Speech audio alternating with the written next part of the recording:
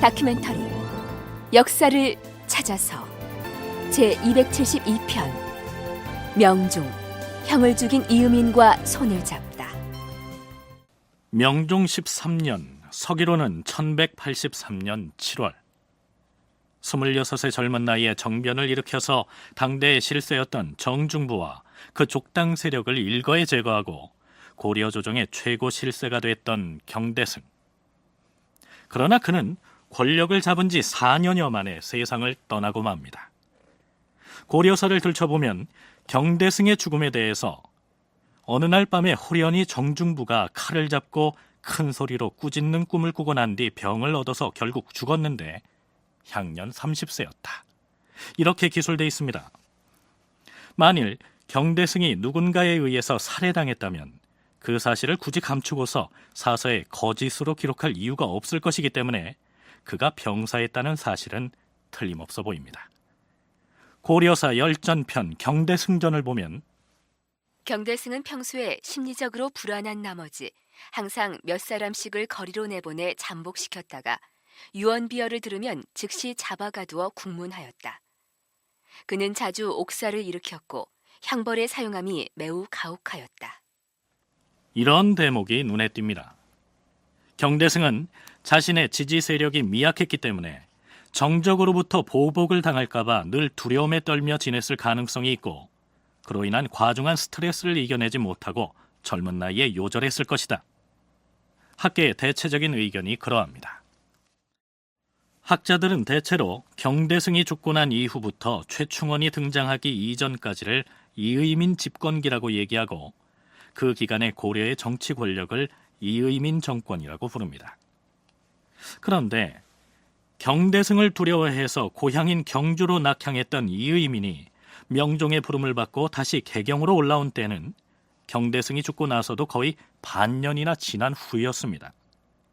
그렇다면 그 기간 동안 조정의 중신들, 특히 무신들은 경대승의 빈자리를 차지하려는 시도를 하지 않았을까요? 장군, 지금과 같은 천재일우의 기회를 그저 팔짱 끼고 지켜보기만 하다가 남 좋은 일 시킬 작정입니까? 무엇이 천재이루란 말인가? 생각해 보십시오. 13년 전에 경인년 정변을 일으키고 권력을 잡았던 이해방은 그 세도가 천년 만년 갈 줄 알았지만 결국 어떻게 무너졌습니까? 그거야 정중부 부자의 칼날에 목이 달아나지 않았나? 그렇습니다. 그렇게 해서 권력을 잡은 정중부 부자 역시 젊은 경대승에 의해 순식간에 사라졌습니다. 그래서 그것이 어찌 되었다는 것인가? 만일 경대승이 병사하지 않고 누군가에 의해 살해당했다면 경대승의 목을 벤 사람이 고려 조정의 권력을 차지했을 것 아닙니까? 그런데 그는 병사했기 때문에 그래서 지금의 고려 조정은 무주공산이니 우리가 나서서 그것을 차지하자 이 말인가? 그렇습니다, 장군. 장군이 진두에 나서서 평소 장군의 뜻을 거역하던 일부의 무리들을 척살하고 나면 대왕 폐하께서도 어찌할 수 없이 장군에게 모든 정사를 의탁할 수밖에 없을 것이고. 물론 이 대목은 경대승이 죽고 난 직후의 과도기에 권력을 탐하던 무신 권력자들 일각에서 일어났음직한 일들을 가상에서 꾸며본 것입니다. 그런데 이 기간 동안에 고려의 무신들이 권력을 차지하기 위한 움직임을 보였다는 기록은 어디에서도 찾아보기 어렵습니다. 광운대 김인호 교수의 얘기를 들어볼까요? 제가 보기에는 그런 이유가 앞에 있었던 경대승을 포함해서 여러 이제 그 권력자, 이른바 무인 집정자라고 하는 사람들이 있긴 있지만 그 사람들이 일종의 그 무인들의 전체 집합에 요즘으로 얘기하면 이제 일종의 왜 주식회사의 이사회의 대표이사격 같은 그런 형태였거든요. 대표이사가 없다고 해서 회사가 안 굴러가는 건 아니죠. 그리고 대개 이제 국왕이라고 하는 존재가 있기 때문에요. 나름대로 또 어느 정도는 역할을 조금은 했다라고 생각을 합니다. 그래서 이제 그 사이에는 이제 특별한 일들이 없이 그냥 이렇게 굴러왔는데요. 당시 고려 조정의 무신들 중에서 다른 세력을 압도할 만큼 두각을 나타내는 인물이 없었기 때문에 권력의 행사가 중방 등을 통해서 일종의 협의체 형식으로 이루어지고 있었을 것이다. 이러한 분석입니다. 말하자면 반년여가 지난 다음에야 지방에서 올라온 이의민이 권력을 차지할 수 있었던 것은 당시 고려 조정의 무신들 중에는 이의민에 필적할 만한 힘과 상징성을 가진 인물이 없었다는 얘기입니다. 부산대 김기섭 교수의 얘기입니다. 이미 여의방, 정중부, 경대성 이렇게 쭉 내려오는 가운데 사실은 무인 집권의 어떤 체제가 상당히 이제 정착되어 있었다라고 볼 수 있고, 그러나 누구가 좀 더 우세한 강력한 소위 파워를 가지고 있느냐라고 했을 때는 사실 그 당시로 보면은 여의민에 견줄 만한 그런 사람이 없었지 않느냐. 그러니까 이제 만약의 경우에 누가 권력을 잡았다 하더라도 여의민이 그 틈을 노려서 만약에 치고 들어온다라고 하면 사실은 이의민을 어떤 대적할 만한 그런 세력이 없었다라고도 볼 수가 있습니다. 그런데 또 한 가지 궁금한 점이 있습니다.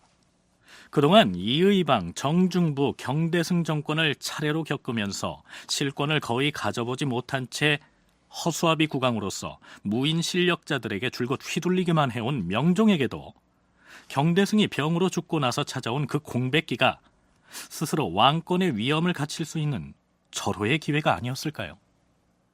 대소 신료들은 들으라. 그동안 무신들에 의한 잦은 정변으로 국법 질서가 문란해지고 정사가 어지러워져서 도탄에 빠진 백성을 제대로 살피지 못하였음을 찜은 부덕의 소치로 여기노라. 이제부터는 군신 간의 유해를 엄격히 물을 것이며 더불어 문무의 구분을 확실히 하여 위태로웠던 이 나라의 종묘와 사직을 반석 위에 든든하게 세워나갈 것이니 문무백관은 이러한 짐의 뜻에 어긋남이 없도록 해야 할 것이니라. 알겠는가? 이렇게 해서 모름지기 국왕으로서의 권위를 되찾고 무신난 이전의 상태로 돌아가겠노라고 선언할 수는 없었던 것일까요?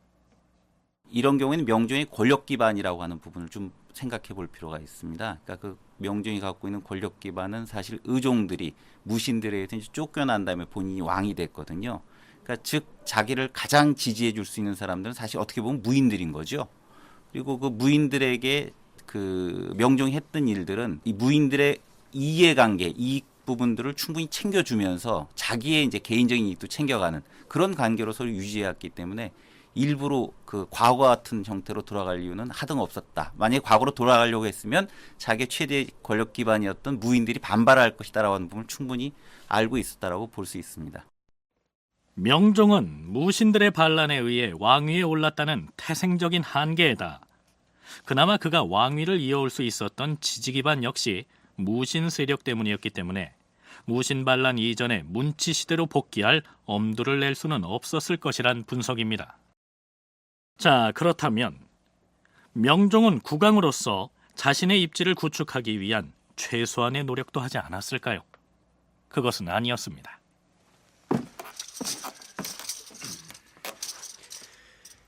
대왕폐하, 도방에 관하여 긴히 아뢰올 말씀이 있사옵니다. 도방이라면 죽은 경대승이 가까이 거느리면서 수족처럼 부리던 그 무사 집단이 아니던가. 예, 대왕폐하. 경대승에게 충성을 서약했던 결사대로서 경대승을 믿고 온갖 악행을 자행하여 민폐를 끼치던 자들이옵니다. 헌데 지금 경대승이 가고 없는 마당에 그들이 아직도 위세를 부리고 있다는 말인가? 그게 아니었고 경대승이 죽자 자기들끼리 십시일반으로 돈을 거두어서 장례를 치른 다음에 모두 모여서 마지막으로 술 추렴을 하고서 각기 살 길을 찾아서 흩어졌다고 하옵니다. 자기들이 떠받들던 주인을 장사 지내고 함께 모여서 술을 마시고 흩어졌다면 나무랄 일은 아니지 않은가? 하오나 혹 그들이 나중에라도 한데 모여서 세력을 만든다면 대왕폐하께 이로울 일은 없을 것이옵니다. 그거야 그러하나.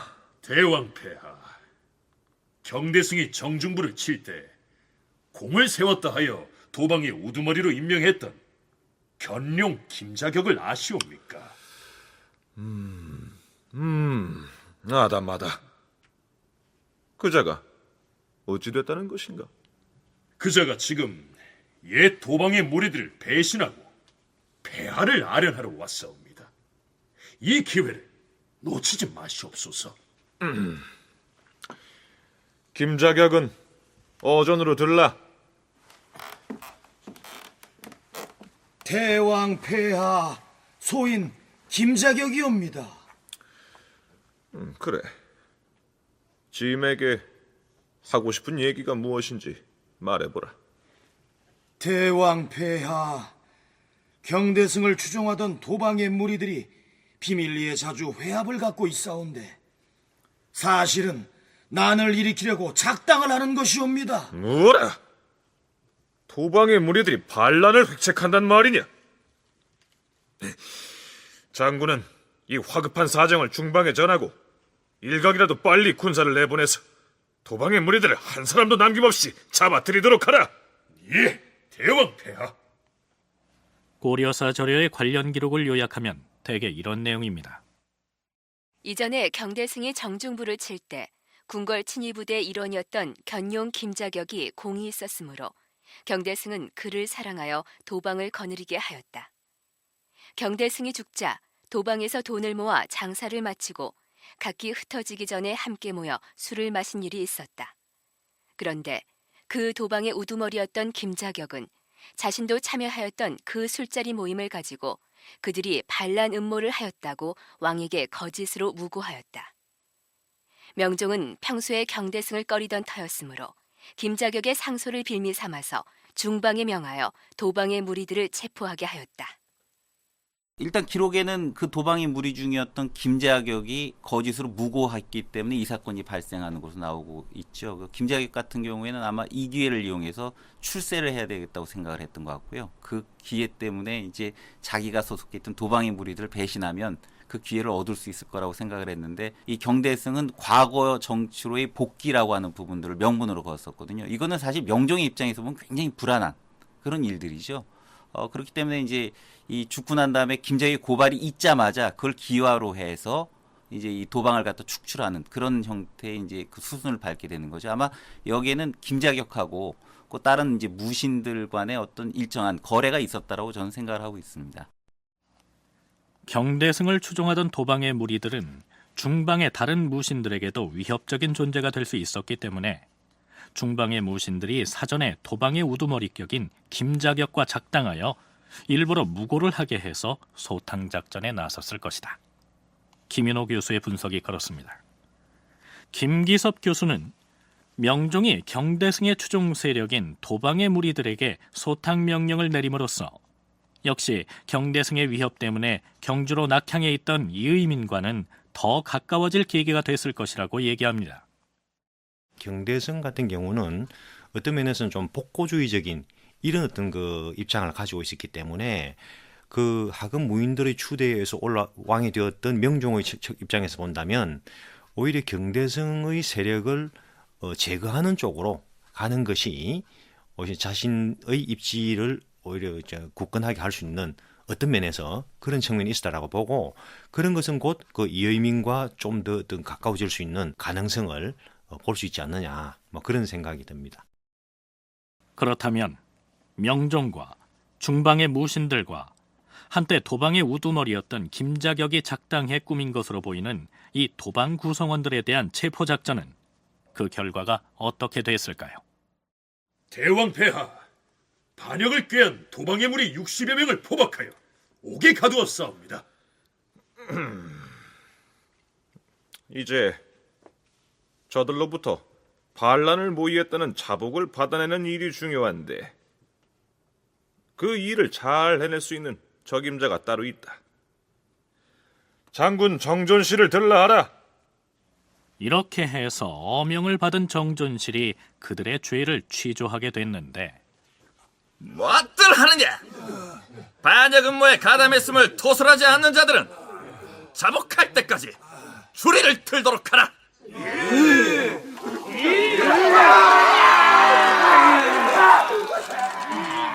그 고문이 얼마나 심했던지 고려사 저료에는 기어이 종자를 없애려고 하였다. 이렇게 적고 있습니다.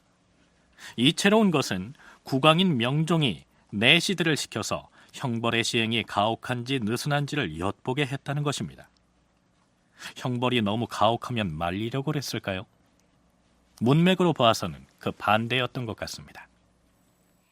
왕은 내시들을 시켜서 형벌의 시행이 가혹한지 느슨한지를 엿보게 하고 드디어 모두 먼 섬으로 귀양을 보냈는데 고문이 너무 혹독하였던 관계로 귀양 가는 도중에 죽은 자가 많았고 살아남은 자는 겨우 4-5명에 불과하였다. 경대승은 생전에 무신난 이전으로의 복고를 주창했던 것으로 보이는데 바로 그 무신난 때문에 왕위에 올랐던 명종으로서는 비록 경대승은 죽고 없으나 그 지지 세력이었던 도방의 무리들마저 살려두기가 두려웠을 것으로 보입니다. 그렇다면 명종의 명을 받아 체포된 도방의 무리들을 취조하면서 혹독한 고문을 가하여 대부분 죽게 만들었던 악명 높은 인물 정존실은 과연 어떤 사람이었을까요? 고려사 저료에는 정존실이 도방의 무리들을 고문하여 죽게 만들었다는 기사 바로 뒤에 다음과 같은 내용을 덧붙이고 있습니다.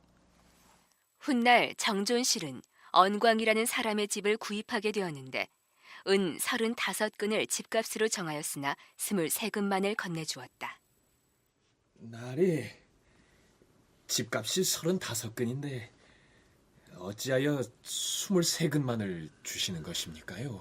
나머지 12근은 네가 일단 이사를 하면 그때 주면 될 거 아니겠느냐? 안 됩니다요. 한두 근이라 해도 아니 될 일인데 12근이나 덜 받은 채로 집을 비울 수는 없습니다요. 언광이 끝내 집을 비워주지 않자 정존실은 요즘의 경찰서에 해당하는 형옥기관인 가구소에 찾아가서 엉뚱하게도 이렇게 무고를 합니다. 이보게, 우리 집사람이 은 12근을 가지고 시장을 지나가고 있었는데 연광이라는 자가 사람들을 때로 몰고 와서 강탈을 해갔으니 그 죄를 엄중하게 물어야 할 것이네.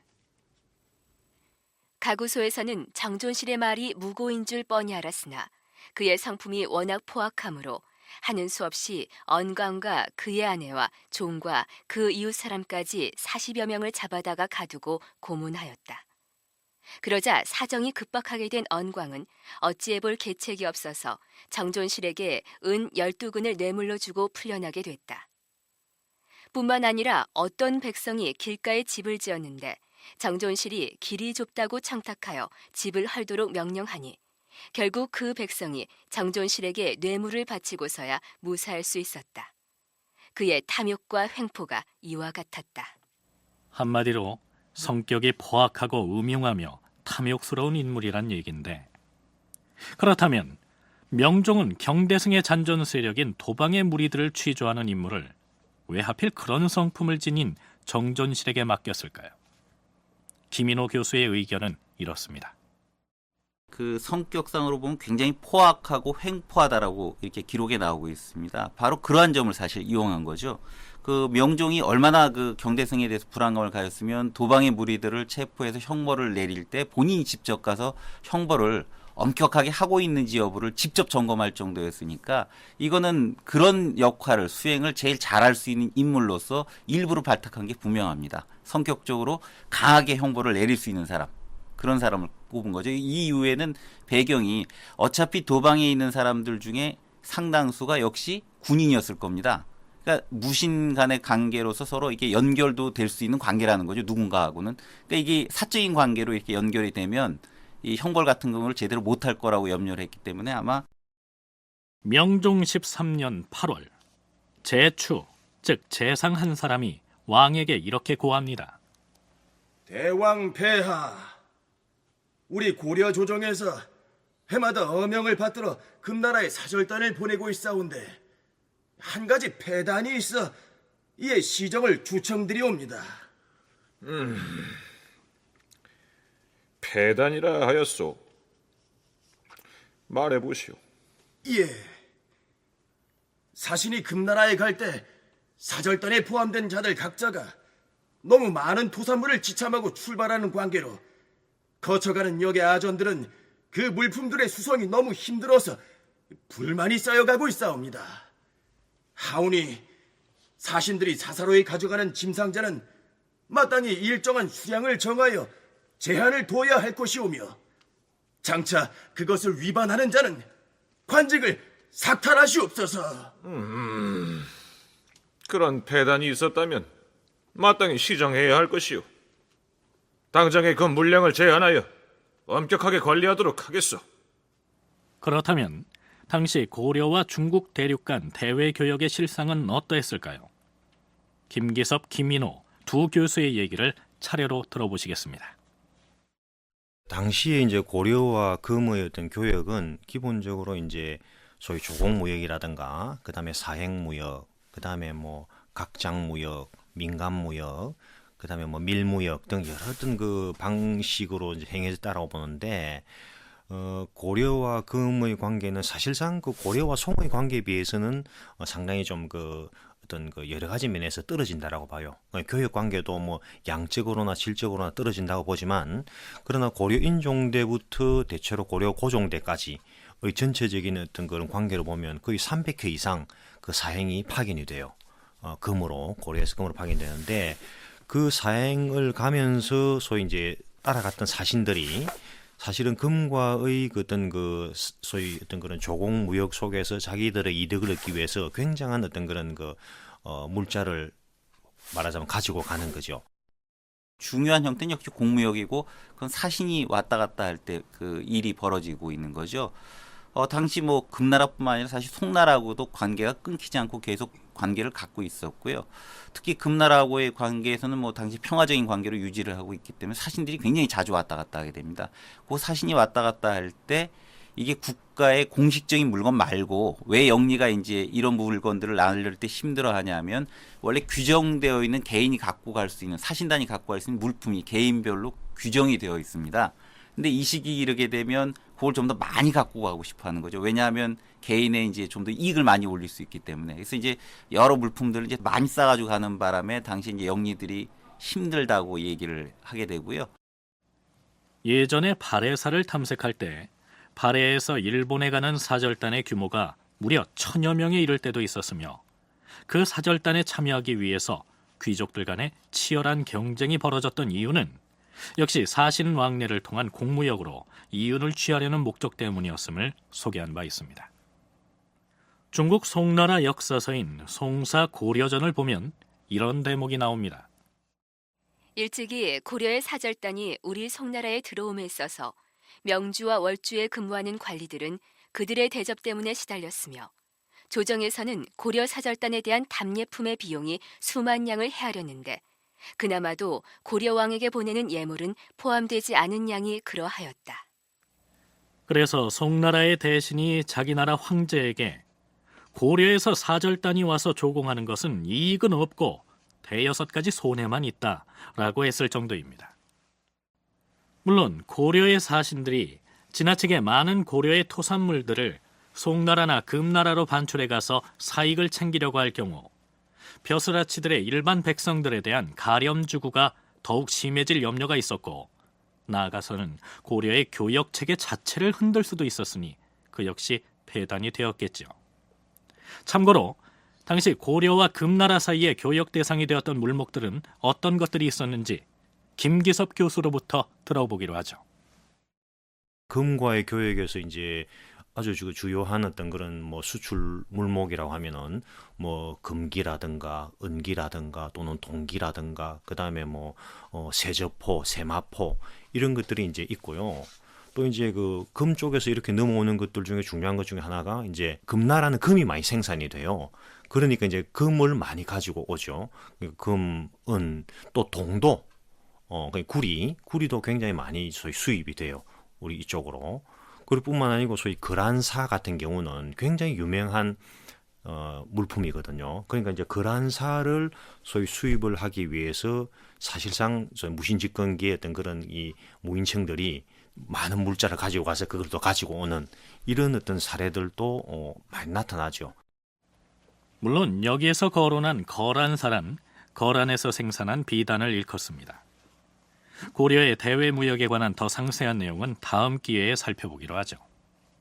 그건 그렇고 제추의 상소를 명종이 받아들여서 외국에 나가는 사신들이 사사로이 가져가는 짐 상자의 수량을 엄격하게 제한하는 조치를 취했나 보다 했는데 고려사 조료에 이어지는 기사는 그 내용이 이렇습니다. 얼마 뒤 장군 이문중과 한정수가 금나라의 사신으로 가게 되었는데 그들은 큰 이득을 올리지 못할 것을 염려하여 왕에게 다시 옛 관례대로 회복하기를 청하니 왕이 또 그렇게 허락하였다.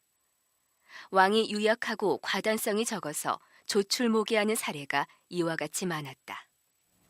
조출모계란 아침에 영을 내렸다가 저녁에 다시 고치는 것을 의미합니다. 특별히 명종의 성품이 변덕이 심해서 그랬다기보다는 무신들에게 둘러싸여서 국왕으로서의 위엄을 갖출 엄두를 낼 처지가 못됐다. 이렇게 이해해야겠죠. 명종 13년 11월에 명종의 어머니인 태후 임씨가 세상을 떠납니다. 명종의 태후에 대한 효성은 지극했던 것으로 기록되어 있습니다. 태후가 병이 들었을 때 왕은 여러 날 동안 친히 약을 다리고 밤에는 옷을 풀지 않았다. 병이 중해지자 왕은 울어서 눈이 부었고 죽은 뒤에는 그 슬퍼함이 지나쳤으므로 재상이 슬픔을 억제하기를 청했으나 듣지 않았다. 태후에 대한 명종의 효심이 극진했음을 보여주는 사례가 한 가지 더 있습니다. 이순우라는 사람은 글 짓는 실력이 뛰어났는데 그가 한림원에 있을 때 명종이 그를 불러들여서 이런 부탁을 합니다. 짐의 어머님이신 태후께서 젖가슴에 종기가 생겨 그 환우가 참못 심각하니 이 일을 어찌하면 좋단 말이냐. 그대는 글 짓는 실력이 탁월하니 자식인 짐이 어머니의 쾌유를 기원하는 내용을 담아서 글을 지어 올리도록 하라. 그러자 이순우는 어명대로 글을 지어 올렸는데 그 내용은 이렇습니다. 부스럼은 어머니의 젖가슴에 났는데 아픔은 짐의 마음속에 있도다. 그 글을 읽은 명종은 감탄에 마지 않습니다. 어찌 이렇듯 내 마음을 잘 나타내 보일 수가 있단 말인가. 그런 일 때문에 명종은 이순우를 특별히 총애하여 여러 차례 벼슬을 승진시켜 나중에 그의 벼슬이 한림학사에 이르렀다고 전합니다. 어머니인 태후 임씨가 세상을 떠난 이듬해 8월엔 후궁 한 사람이 세상을 등집니다. 고려사는 그 대목을 이렇게 적고 있습니다. 왕이 사랑하던 첩이 죽자 통곡하면서 오랫동안 고기를 먹지 않고 정사를 돌보지 않았으니 사람들이 이렇게 비웃었다. 아니, 어머니인 태후의 상을 당했을 때는 50일이 채 못 돼서 복선하였는데 후궁의 죽음에 이처럼 오랫동안 정사를 살피지 않다니 한나라의 임금으로서 이 무슨 신뢰란 말인가? 돌아올 복자에 반찬 선자를 쓰는 이 복선이란 말은 반찬을 덜 먹고 육식을 끊었다가 다시 예전대로 돌아가는 것을 일컫습니다. 어쨌든 명종이 어머니와 후궁의 죽음에 이처럼 과하게 슬퍼하는 모습을 보였다는 것은 허울만 국왕이지 정사를 자신의 의지대로 이끌 수 없는 처지이다 보니 이처럼 사적인 곳에다 정을 붙일 수밖에 없었던 탓이 아닐까요? 명종 14년 2월 팔척 장신의 기골이 장대한 남자가 명종의 부름을 받고 편전으로 들어옵니다. 대왕 폐하, 소장 이의민, 어명을 받고 입궐하였사옵니다. 잘 오셨소. 잘 왔어요. 짐이 이 날을 얼마나 기다렸는지 아시오? 짐이 이 장군에게 병부상서의 벼슬을 제수하고 누차 사람을 보내 입궐하도록 청했음에도 소식이 없어서 섭섭하던 터였는데 이제라도 이렇듯 짐의 뜻을 받아들여주니 고마울 따름이오. 항공하옵니다, 대왕 폐하. 자자자, 장군을 위해 주안상을 마련하라 일로 뒀으니 오늘은 군신지간을 떠나서 마음껏 회포를 풀어봅시다. 드디어 명종이 경주의 낙향에 있던 이의민을 불러올린 것입니다. 이의민이 어떤 인물인지는 이미 살펴본 바 있습니다만 다시 한번 간추려 소개하면 이렇습니다. 이의민은 경주 출신으로 아버지는 소금장수였고 어머니는 사찰의 노비였다. 경주에서 형들과 함께 무례배로 떠돌다가 죽을 고비를 넘겼고 개경으로 상경하여 경군에 선발된 뒤에 수박치기를 잘해서 진급을 거듭했다. 1170년에 있었던 무신의 난 때 사람을 가장 많이 죽이는 등 행동파로서의 한 축을 담당했으며 무엇보다 자신을 발탁해 주었던 의종 임금을 무자비하게 죽임으로써 무신 정권 출범의 한 역할을 담당하였다. 정중부에 이어서 권력을 잡은 경대승이 그를 임금을 죽인 죄인으로 지목하자 벼슬을 그만두고 고향 경주로 내려가 칩거하고 있었는데 명종의 간청으로 다시 중앙 권력의 핵심으로 등장하게 된 것이다. 그런데 고려사의 기록을 보면 명종은 이의민이 경주에서 반란을 일으킬까봐 두려워서 병부상서의 벼슬을 제수하면서 여러 차례 사람을 보내 이의민을 불러올린 것으로 되어 있습니다. 그렇다면 명종은 무슨 이유로 경주에 가 있던 이의민을 급구 불러올렸을까요? 정말로 경주에서 반란을 일으킬까봐 두려웠기 때문일까요? 사실은 경대성의 위협 때문에 소위 경주로 낙향했다라고 볼 수가 있거든요. 이제 그러다 보니 이 명종의 측면에서도 명종은 오히려 그 경대성을 오히려 더 소위 위협 요소로 생각했을 가능성이 높은 거죠. 그러니까 이제 그런 측면에서 본다면 이의민을 불러들이려고 했던 그 의도에는 그 이의민이 반역할 것을 두려워했다라고 하는 측면도 있을 수 있는데 그건 오히려 좀 그것보다는 이의민을 오히려 자기의 지지 세력으로 포섭하려고 했던 소위 이의민을 통해서 주의 무인의 그런 견제에 대해서 조금 소위 안전판을 좀 확보하려고 했던 그런 의도가 있지 않았을까. 고려사에는 명종이 이의민을 경주로부터 불러올려 궁궐의 편전에서 마주하면서 이의민의 흉포함을 두려워하였으나 겉으로는 기뻐하였다라고 적고 있습니다. 자신을 발탁해 출세시켜준 의종을 완력으로 무지막지하게 살해한 전력이 있으니 명종 역시 그가 경주에서 반란을 일으킬까봐 두려워했을 가능성은 있습니다. 그러나 그보다는 어차피 무인들의 세상인지라 무인들에게 둘러싸여 있던 명종으로서는 무신난의 상징인 이의민에게 의탁하는 것이 차라리 안전판이 될 수 있으리라 믿었을 것이다. 김기섭 교수의 견해가 그러한데 김인호 교수의 의견 역시 엇비슷합니다. 명종이 상대하기가 쉬운 상대, 그리고 특히 이제 이의민이 선택된 부분들은 당시 이의민이 갖고 있었던 여러 가지 경력 부분들이 굉장히 중요할 텐데요. 이의민은 이제 그 무인 정변이 일어날 때부터 이미 맹활약을 하기 시작해서 이때쯤 되게 되면 상당한 이제 경력을 쌓고 있었던 거죠. 특히 이의민 같은 경우는 더군다나 이제 그 무인 정변 당시에 이른바 행동을 직접 담당했던 그런 무신 중에 이제 대표격이었기 때문에요. 이의민을 올리게 되면 이렇게 이해관계를 다툴 수 있는 여러 무신들을 좀 더 안정화시키고 차라리 그 이의민을 상대하는 부분들이 명종 입장에서 훨씬 더 유리하기 때문에 그래서 끌어올린 것으로 생각을 하고 있습니다. 그런데 비록 이의민이 명종이 청하는 형식으로 경주에서 올라왔다고는 하나 그때부터 전권을 쥐고 흔들 만큼 대단한 세력을 가지고 있지도 못했으며 따라서 올라오자마자 인사권을 좌지우지해서 반대 세력을 몰아내고 자신의 친위 세력으로 물갈이를 했다는 흔적은 보이지 않습니다. 전남대 김당택 교수는 국사편찬위원회에서 펴낸 한국사의 무신정권 편에서 이렇게 기술하고 있습니다. 경주에서 올라와 집권한 이의민은 무인들에 대해서 회유로 일관했던 듯하다.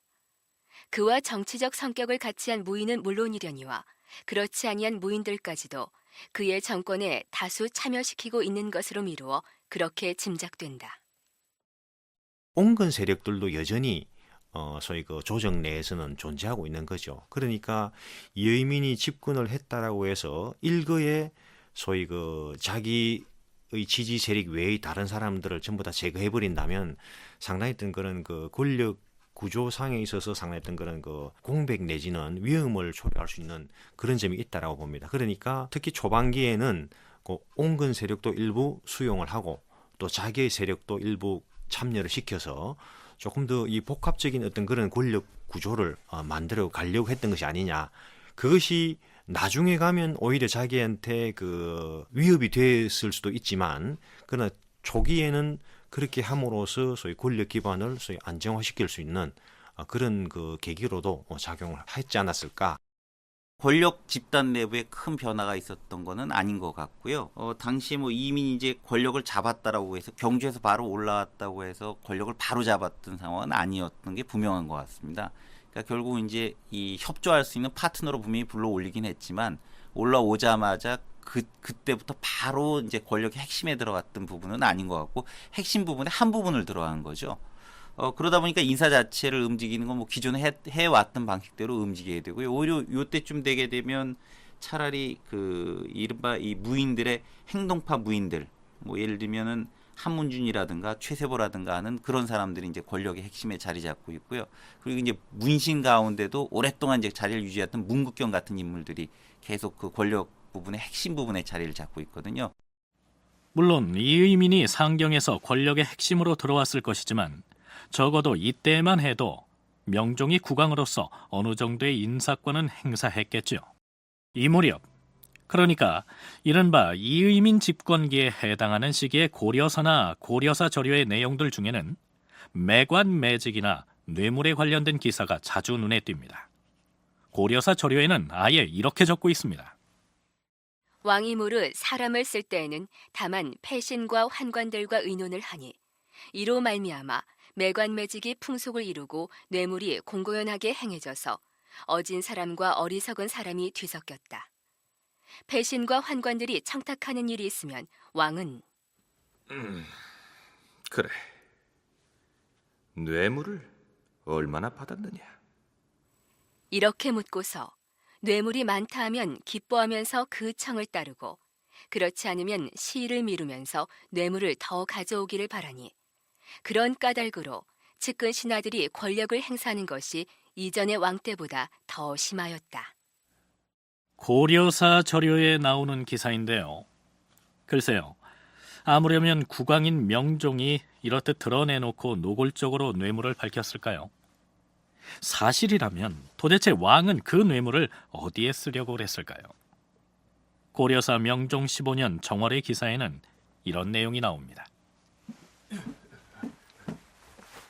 대왕폐하, 서북면 병마사로 발령을 받은 이지명이옵니다. 어서 들라. 짐이 너를 내전으로 친히 부른 까닭을 알겠느냐? 황송하오나 폐하의 뜻을 헤아리지 못하겠사옵니다. 다름이 아니라 네가 의주로 가서 서북면 병마사로 부임하거든 거란사 500속을 마련해서 짐에게 보내야 할 것이니라. 폐하, 거란사라면 금나라에서 비단을 구해오라는 말씀이온데 제가 부임할 의주에서는 금나라와 상호교역을 하지 못하게 되어 있사오니 너는 어찌하여 하나만 알고 둘은 모르느냐?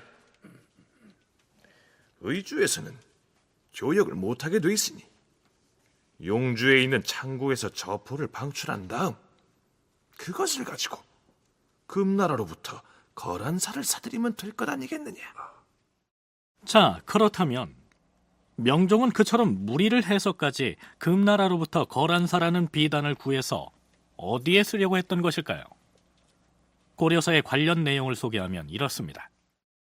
의종 때에는 대체로 금나라에서 실이나 비단을 선물로 받으면 그중 절반은 궁중 창고에 넣었다가 임금의 용처에 쓰고 나머지 절반은 태부로 보내서 공용 경비에 충당하였는데 명종이 즉위한 이후부터는 그 전부를 궁중 창고에 넣어두고 왕이 총애하는 여러 궁녀들에게 나누어 주었으므로 나라의 창고가 고갈되었다.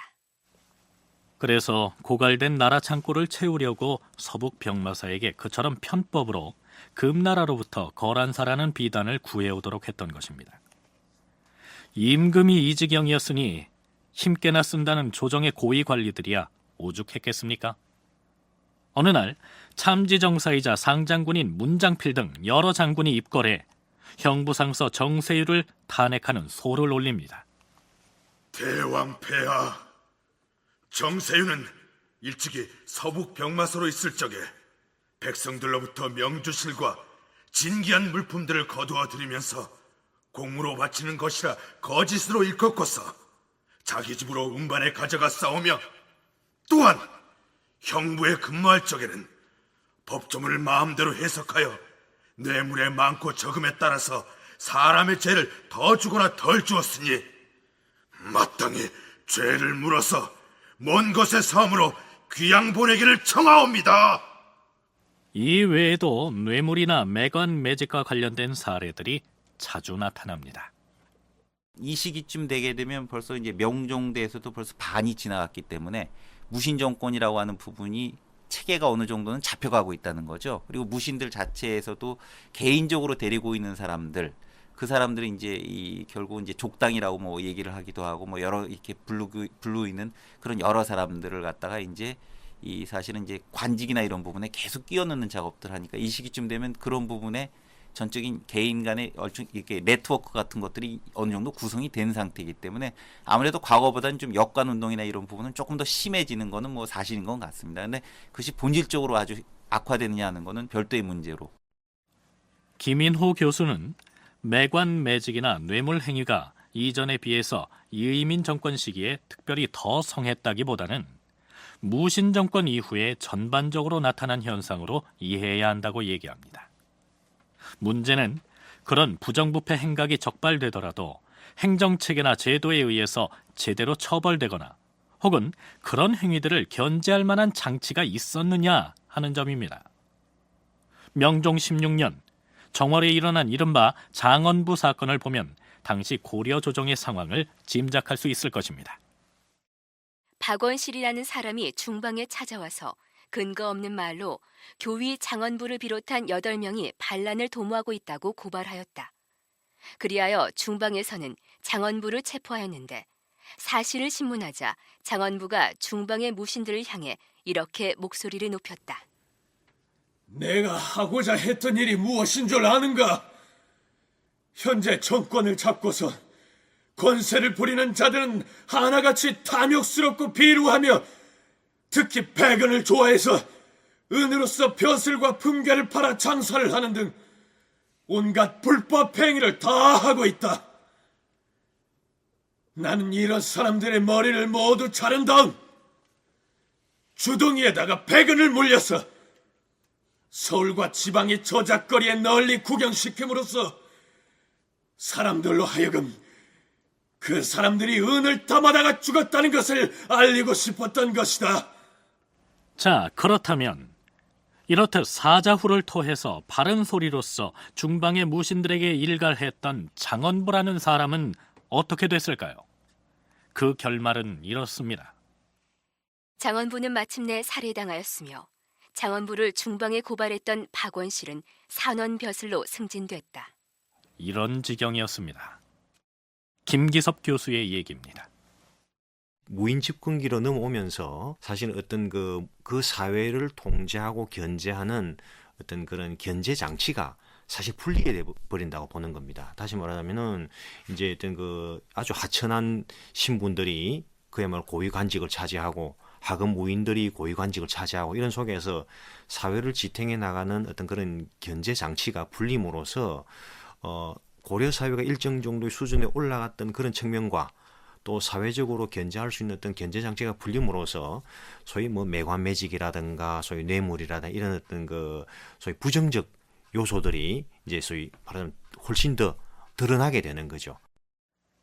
무슨 얘기냐면 이 시기쯤 되면 고려 사회가 발전해 경제 규모가 커졌고 따라서 수도인 개경을 중심으로 물산의 유통도 이전보다 훨씬 활발해졌을 것인데 이전의 관료체제가 무너지고 하급 무인들이 권력을 잡고 뒤흔드는 바람에 고려 사회에서 부정부패를 견제할 장치가 풀려버려서 자정 능력이 이완되다 보니 뇌물이 성행할 수밖에 없었다.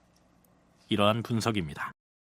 여기에서 잠깐 고려사 조료 명종 22년 8월에 기사 한 토막을 소개하기로 할까요? 송나라 상인이 와서 태평어람을 바치므로 왕이 백금 60근을 하사하였다. 여기에 나오는 태평어람은 중국 송나라 때 이방이 편찬한 일종의 백과사전입니다. 태평어람에 관한 내용을 살펴보자는 게 아니라 그 책을 받은 사례로 백근 60근을 하사했다는 표현 때문에 이 문장을 인용했는데요. 우리나라에서는 백금이 생산되지 않으므로 여기에서 백금이라고 표현하는 것은 은을 말합니다. 따라서 사서에서 백금이나 백은이라고 한 것은 모두 은을 일컫는데, 우리가 앞에서 살펴보았듯이 이 시기의 고려 관리들은 집을 살 때에도 은으로 값을 치르고 심지어는 뇌물도 은으로 주고받는 등 은이 오늘날의 화폐의 구실을 톡톡히 하고 있는 모습을 볼 수 있습니다. 그렇다면 고려 명종 때에는 화폐가 따로 없었을까요? 고려의 화폐에 대한 기록이 문헌에 처음 나타난 것은 고려사 식화지이다. 그에 따르면 996년 성종 15년 음력 4월에 철전을 주조했다고 돼 있으나 널리 통용된 것 같지 않으며 그 형태도 알 수 없다. 1097년 숙종 2년에 유문전을 주조해서 관리들에게 나누어주는 한편 공설주점을 경영하여 주화가 보급되도록 힘썼다는 기록이 있다. 그러나 이때도 백성들의 화폐 효용에 대한 인식이 모자라 잘 통용되지는 않았던 것으로 보인다. 숙종 6년인 서기 1111년에는 은화도 발행되었는데 그 형태는 고려의 땅 모양을 본뜬 은병이었으며 은 한 근으로 만든 것이었다.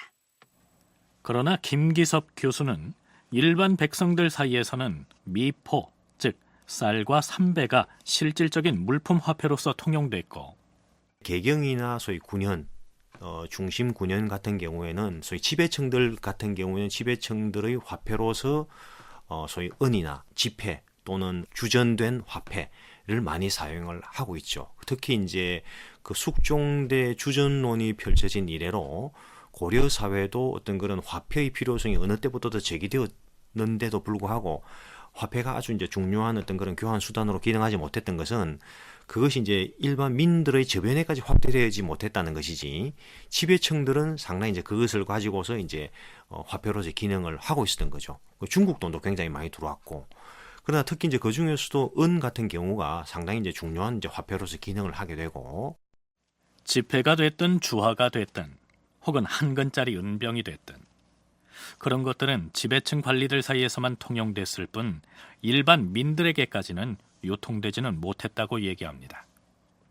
김기섭 교수의 얘기 중에 고려에 중국 돈도 많이 들어와 있었다는 말이 나오는데요. 실제로 송사 고려전을 보면 경원 연간에 황제가 조칙을 내려서 송나라의 상인들이 동전을 가지고 고려에 들어가는 것을 금지시켰다.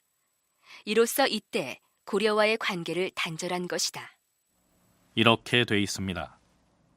송나라 연호로 경원 연간이면 고려 명종 25년부터 신종 3년에 이르는 기간을 뜻합니다. 그러니까 지금 우리가 탐색하고 있는 기간에는 송나라의 구리돈, 즉 동전이 고려에 활발하게 유입되고 있었겠죠. 김인호 교수의 얘기입니다. 이미 숙종 때쯤 되게 되면 이제 화폐도 만들어지기도 하고 그러는데, 그거 말고도 별도로 은병도 이제 주조를 하게 되는 거죠. 그래서 이제 한 근짜리 부분으로 이제 그 단위를 해서 은병을 만들기도 하고요. 아니면 이제 은덩어리를 갖다 이제 이렇게 부쉈다고 하는, 이게 작은 은덩어리 형태로 되는 쇠은이라고 하는 형태로 만들어서 이게 유통이 되는데요. 이거는 은이라고 하는 형태 자체는 뭐 동아시아 무역 부분의 그 화폐 대신으로 항상 유통이 되었던 기본 단위가 사실 은입니다. 그러니까 고려시대 내내 이 은으로 이제 이 서로 그 화폐 대신 사용이 되어 왔던 것들이죠. 그러니까 이런 부분들도 은 얘기가 많이 나오는 부분들은 이제 뇌물을 줄 때 커다란 물품보다는 은들을 사용하는 게 훨씬 더 편리하기 때문에 은 얘기가 이 시기에 많이 등장을 하는 이유가 그런 데 있습니다. 그렇다면 은은 어디에서 어떻게 생산돼서 유통이 됐을까요? 은이라고 하는 것은 사실 금하고 같이 그 광산이 있어야지만 나오는 거죠. 보통 뭐 은광과 금광은 뭐 따로 나오기도 하지만 같이 많이 나온다고 얘기를 하고 있는데요. 은광 같은 경우에는 현종 13년, 그러니까 1022년인데요. 강원도 정선현에서 발견됐다라고 하는 그런 기록도 나오고 있습니다. 이런 부분 말고도 이제 여러 군데에서 이제 아마 은들을 그 발견이 되었을 텐데요. 결국 이런 것들을 갖다가 은소라고 하는, 그러니까 이제 소라고 얘기하는 부분은 지역 사회에서 이 특별한 행정 구역인데요. 이렇게 이제 특별한 물건들을 이제 생산해내는, 그렇게 그 집단적으로 생산해내는 곳이죠. 그런 은소에서 이런 것들을 채굴을 해가지고 결국 만든 다음에 그런 부분들을 이제 그 유통을 시켰던 거죠. 은을 채굴하던 곳으로 널리 알려진 곳이 또 한 군데 있는데 이지은소가 바로 그곳입니다. 지금의 경상북도 경산시 와촌면 일대에 있던 옛 고을인데 은 생산지였던 이곳은 고려 말에 소에서 현으로 승격해 이지현이 된 것으로 기록돼 있습니다.